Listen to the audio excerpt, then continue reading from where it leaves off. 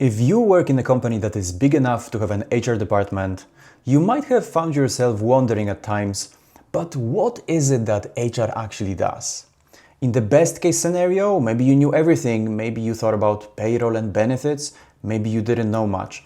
In the worst case scenario, maybe you assume that HR is the evil. My name is Dzafar and this is the HR Diary, a place where we will be discussing the HR trade secrets.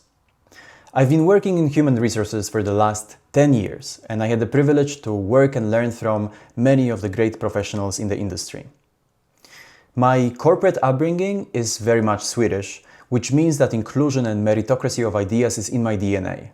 8 out of 10 years I've been working as an HR business partner for 4 different companies from 3 different countries with many different cultures and with many different functions. In fact, we could spend a long time discussing my experience, all the minor, major reorgs, competence shifts, and strategic workforce planning projects. That's a mouthful. But why should this matter to you? The reason is very simple.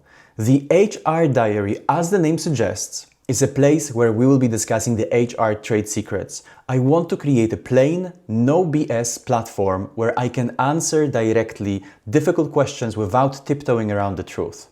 Where I can share the knowledge, spice it up with personal observations, hands-on experience and research, where finally we can have a space where we can discuss great books that have profoundly shaped the way I think and the way I work.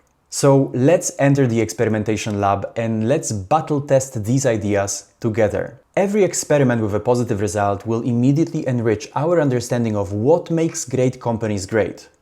Every experiment with a failed result will also enrich our knowledge because failure is feedback, feedback is knowledge, and knowledge is power. So if you're still wondering what is it that HR does, this is the place where you will find out. I invite you to flip through the pages of the HR Diary on a regular basis.